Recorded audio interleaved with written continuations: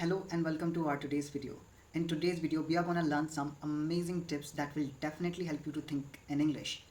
And I believe that these techniques are going to help you to train your brain to think in English. It doesn't matter whether you're a beginner, you are an intermediate level learner, it doesn't matter. In today's video, I'm going to explain some methods that will definitely help you to tackle this problem. So, I'm going to discuss visualization methods in today's video, and I believe that it is going to allow you to experiment with the language. This technique will help you to unlock your mind to think in English, and definitely it will make English part of your daily life. So, in this video, I'm going to discuss easy, practical, and these kind of techniques which you can follow easily. And it is going to be very simple. So, without wasting your time, let's move forward. And make sure that you're going to watch this video till the end. Before moving forward, firstly I'm going to explain this visualization. What is this visualization exactly is? In easy words, I can say that visualization is something which is going to help you to see something in your mind. You have to use your imagination. By using your imagination, you are gonna see things clearly in your mind. So this thing called visualization, and definitely we can use this technique in spoken English in order to think in English. Suppose you have watched a movie and then you just came back to home, and after that you are visualizing that movie in your mind. Here is a secret. By visualizing the things in English, it is gonna help you to think in English. I just consider this visualization technique as a mental training. Seriously, it's a mental training which we are providing to our brain. So without wasting your time, let's learn the first thing, the first visualization technique which you can incorporate in order to think in English. So firstly, what do you need to do? You just need to visualize your daily routine. Whatever the things that you're doing in the morning, you need to visualize all those things. For instance, I wake up early in the morning, then I just go for a walk, I came back to home, then I brush my teeth, something like that. So whatever the things that you do on daily basis, you need to think, you need to create a picture or the imagination in your mind and start creating sentences. And you have to have a confabulation with yourself. This is the thing which you need to do. And I believe that it's not that complicated. You just have to give at least 5 minutes in the morning. Whatever you do in the morning routine, you can think about that in English. Apart from that, what else you can do? You can also visualize some real life situations. How? You can think in your mind that you are going to the restaurant. Apart from that, you can also think that you are going to the bank in order to withdraw money. So what kind of steps that you're going to follow in order to withdraw money?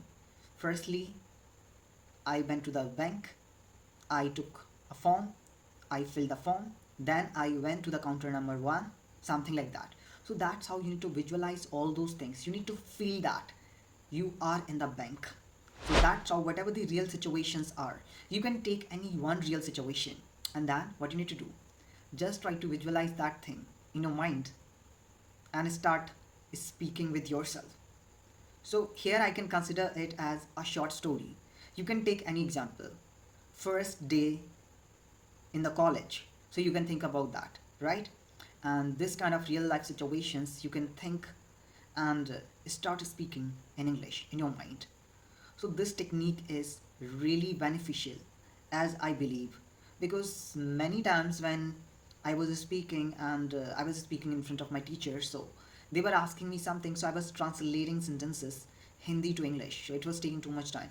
Then next day I just came back to home and I started framing sentences. I put myself in the same situation that happened in my institution. I was thinking that as I'm having a conversation with my teacher, and whatever the question that she asked, I wasn't able to answer that question. But here, now I'm realizing that I'm answering the same question that I couldn't. So that's how you can include this strategy, and this strategy is extremely essential. Now I'm gonna share the third visualization technique, that is role playing in mind. Absolutely, this is really a great technique.